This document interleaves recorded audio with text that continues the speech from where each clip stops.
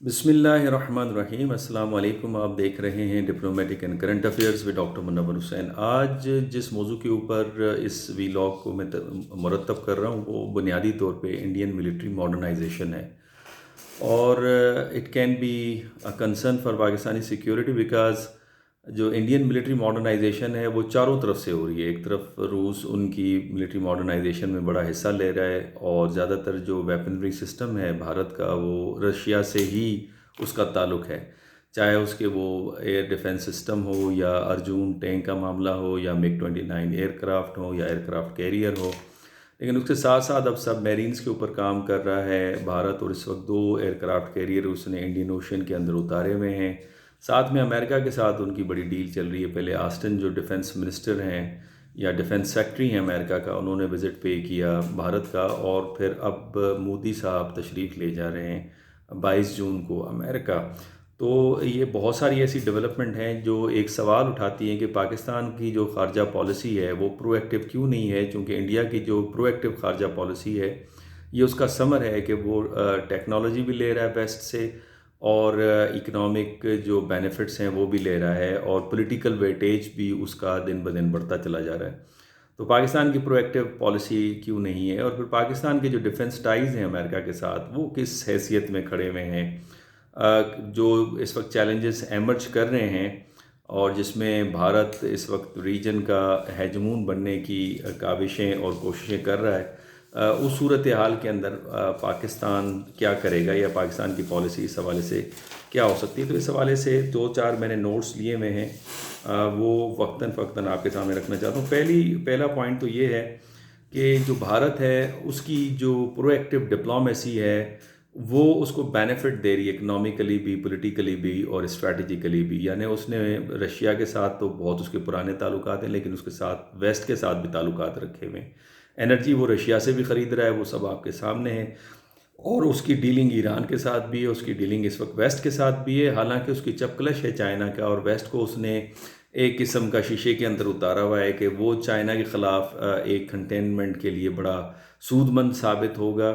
اس کے باوجود تقریباً $130 بلین کی ٹریڈ جو ہے اس کی چل رہی ہے اس وقت چین کے ساتھ۔ تو بھارت کی فارن پالیسی کو کہا جا سکتا ہے کہ بڑی پرو ایکٹیو اور پریگمیٹک فارن پالیسی ہے، اور ویسٹ کو بھارت کی اس لیے ضرورت پڑتی ہے چونکہ وہ چائنا کو روکنا چاہتے ہیں، کنٹین کرنا چاہتے ہیں، اور اپنی جو سپرامیسی ہے ان کی اس کو کسی حوالے سے ڈسٹرب نہیں کرنا چاہتے۔ وہ چاہتے ہیں کہ وہ اس خطے کے چودھری بنے رہیں۔ لیکن اس میں جو بنیادی سوال اٹھتا ہے وہ یہ اٹھتا ہے کہ کیا بھارت کے اوپر ٹرسٹ کیا جا سکتا ہے بھارت کی تاریخ کو دیکھ کر، اس کے بیہیویئر یا بیہیویئرل پیٹرن کو دیکھتے ہوئے؟ تو میرے خیال میں بہت سارے اسکالرس امریکہ کے اندر اس بات کا شک ظاہر کر رہے ہیں کہ امریکہ کا جو بیٹ ہے بھارت کے اوپر وہ ٹھیک نہیں ہے۔ اس حوالے سے ایشلے ٹیلس کا آرٹیکل فارن افیئرس جرنل کے اندر شائع ہو چکا ہے، جس کا میں نے پہلے بھی تذکرہ کیا۔ اس کے علاوہ ویسٹ کا اور اسپیشلی امریکہ کا اگر آپ اسے غور سے دیکھیں تو اس کی فارن پالیسی کے اندر ایک میجر فلا ہے۔ وہ کسی بھی طرف اگر متوجہ ہوتے ہیں تو وہ ساری دنیا کو بھول بھلا کے یا اپنے کانوں کو بند کر کے کہ دنیا کیا کہہ رہی ہے، کیا مشورہ دے رہی ہے، وہ اس طرف لگ جاتے ہیں۔ جیسے مثال کے طور پہ انہوں نے افغانستان اور مڈل ایسٹ کی طرف جو پالیسی رکھی، 20 سال وار اگینسٹ ٹیررزم، انہوں نے دنیا کو نہیں سنا اور وہ اس طرف لگے رہے اور ساری چیزوں کو انہوں نے اگنور کیا۔ اب وہ سب کچھ چھوڑ چھاڑ کے چائنا کے پیچھے پڑ گئے ہیں، اور چائنا کو کسی طریقے سے کنٹین کرنا چاہتے ہیں، اور اس کا فائدہ بھارت اٹھا رہا ہے، اور دنیا کی کسی قسم کا مشورہ اس وقت امریکہ یا ویسٹ جو ہے وہ سننے کو تیار نہیں ہے، اور مجھے لگتا ہے 20-30 سالوں کے لیے وہ یہاں پہ بک ہو گئے ہیں۔ اسی وجہ سے خلا پیدا ہوا ہے، اور اس خلا کو جو ہے چائنا اور رشیا بڑے اچھے طریقے سے پور کر رہے ہیں۔ لیکن اس میں جو پاکستانیوں کے لیے جو میجر کنسرن ہے وہ جو US انڈیا جو پیکٹ ہوئے ہیں جن کا میں یہاں پہ تذکرہ کرنا چاہوں گا۔ پہلا پیکٹ جو ہے 2016 کے اندر آپ کو نظر آتا ہے، جس میں logistic exchange memorandum of agreement جس کا نام ہے، جہاں پہ لاجسٹک شیئرز اور انفارمیشن شیئرنگ ہوگی۔ دوسرا کام کاسا جو communication capability and security agreement 2018 کو سائن ہوا، جس کے اندر بھی ہائی اینڈ ٹیکنالوجی جو ہے وہ ٹرانسفر کی جائے گی US سے انڈیا کی طرف۔ تیسرا جو پیکٹ ہے وہ اکتوبر 2020 کو ہوا، جسے بیکا کہتے ہیں، basic exchange and cooperation agreement, جس کے اندر بائیلیٹرل جو ڈیفنس ٹائز ہیں اس کو مزید بہتر اور مضبوط بنایا جائے گا. لیکن جو آسٹن کا جو اس وقت وزٹ ہوا وہ بڑا امپورٹنٹ ہے. اگین لائڈ آسٹن جو کہ شنگریلا ڈائلاگس کے بعد فوراً وہ بھارت میں آئے اور انہوں نے یہ اعادہ کیا کہ وہ جو ہائی اینڈ ملٹری ٹیکنالوجی ہے وہ بھارت کے ساتھ وہ شیئر کریں گے.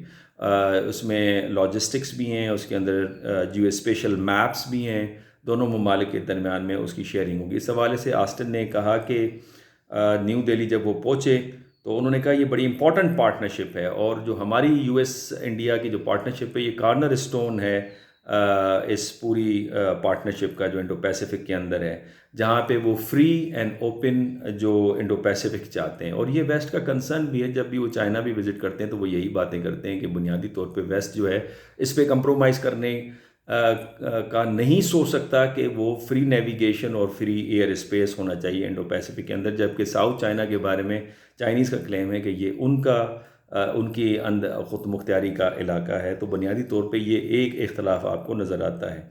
اب اس سے ہوگا یہ کہ بھارت بنیادی طور پہ ایک طرف تو جو اس کا ریلائنس ہے رشین ویپنری سسٹم کے اوپر اس کو کم کر رہا ہے. اگر خدا نہ خواستہ کل کو اس کا چائنا کے ساتھ ٹسل بنتا ہے تو اس صورت کے اندر وہ رشین ملٹری کے ایکوپمنٹ کے اوپر ڈپینڈنسی کو کم کرنا چاہتا ہے. انفیکٹ رشیا اس طرح سے ہیلپ نہیں کرے گا. دوسرا لائڈ آسٹن کو اگر آپ دیکھیں اس کے اسٹیٹمنٹ کو تو وہ کہتے ہوئے نظر آتے ہیں کہ we established an ambitious new road map for defence industrial cooperation which will fast track high priority co-development and co-production projects.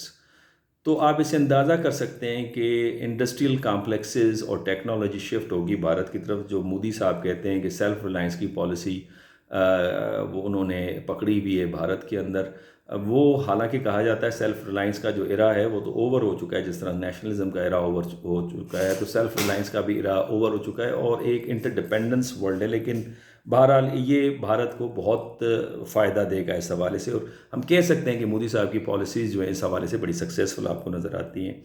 اور پھر اس کے علاوہ جو انڈیا ہے وہ اگر آپ اس کی پالیسی کو دیکھیں, جب میں کہتا ہوں کہ بیلنس انہوں نے پالیسی اختیار کی ہوئی تو وہ آپ کو رشیا کا جو یوکرین کے اوپر حملہ ہے اس کو کنٹین کرتے ہوئے نظر نہیں آ رہے, لیکن دوسری طرف وہ چائنا کے ایشو کے اوپر ویسٹ کے ساتھ کوآپریٹ وربلی حد تک کوآپریٹ کرنے کو تیار ہیں, اس سے بینیفٹ بھی لے رہے ہیں. پاکستان کے اس میں جو میجر کنسرن ہو سکتے ہیں وہ پہلا تو یہ ہو سکتا ہے کہ اسٹیبلٹی انسٹیبلٹی جو پیراڈاکس ہے ساؤتھ ایشیا کے اندر وہ ایک ایمرج کر رہا ہے. دوسرا یہ کہ امبیلنس آف پاور ہو جائے گا ساؤتھ ایشیا کے اندر, جہاں امبیلنس آف پاور ہو وہاں پہ اگر ایک ملک اجارہ داری کرنے کی کوشش کرے گا تو وہاں پہ کرائسس جنم لے گا, اور کرائسس پراپر طریقے سے مینیج نہیں ہوا تو وہ وار کی طرف لے جاتا ہے. اور تیسرا یہ کہ پاکستان کے سیکورٹی کنسرنس انفیکٹ کیا وہ سیکورٹی کنسرنس اگر پاکستان اس کو میچ نہیں کر پاتا, کم از کم بیلنس کنونشنل ویپنری میں نہیں کر سکتا, تو پھر نیوکلیر تھریش ہولڈ تک بات جو ہے وہ جا سکتی ہے. اور چوتھا یہ کہ جو ایڈوانسمنٹ آف ٹیکنالوجی ہے سائبر وارفیئر اور ڈس انفارمیشن کی,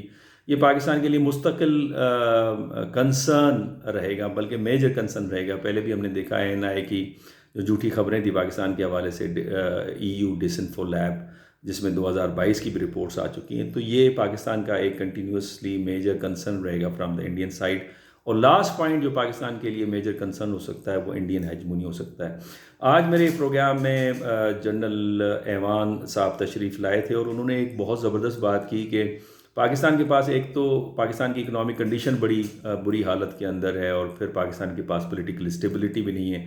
اگر آپ نے اپنے آپ کو مضبوط کرنا ہے تو پہلے تو پولیٹیکل اسٹیبلٹی لائیں, ڈیموکریٹک ریفارمز لے کر آئیں اور ڈیموکریسی کو امپلیمنٹ کریں. لیکن اس کے ساتھ انہوں نے کہا کہ چائنا کو آپ گوادر کیوں نہیں لیز پہ دے دیتے کم از کم 50 سالوں کے لیے, اور چائنا اس کے بدلے میں چائنا ہمارے قرضے بھی جو $100 بلین کے وہ بھی اتار سکتا ہے, اور اس کے بعد اس کی جو سیکیورٹی ہے وہ بھی گوادر کی چائنیز کے پاس چلی جائے گی. جس طرح سے سنگاپور پہلے برطانیہ کے پاس تھا, ڈیولپ ہونے کے پاس وہ دوبارہ آخر کار تو چائنا کے پاس آ گیا, تو ایک ڈیولپڈ شدہ شہر ان کے پاس آ سکتا ہے. تو یہ آپشن ہم استعمال کر سکتے ہیں پاکستان کے حوالے سے. لیکن یہ جب تک آپ لیز پہ دیں, لیکن ان کا یہ پوائنٹ بڑا ویلڈ تھا کہ پاکستان کے اندر ہمیں پولیٹیکل اسٹیبلٹی کی شدید ضرورت ہے, اس کے بغیر ہم کوئی بھی مسئلہ حل نہیں کر سکتے. آج کے لیے اتنا ہی کافی. اگر آپ کو یہ ولاگ پسند آیا تو آپ اسے لائک بھی کیجئے, شیئر بھی کیجئے. اگر چینل سبسکرائب نہیں کیا تو سبسکرائب کرنا بھی نہ بھولیے.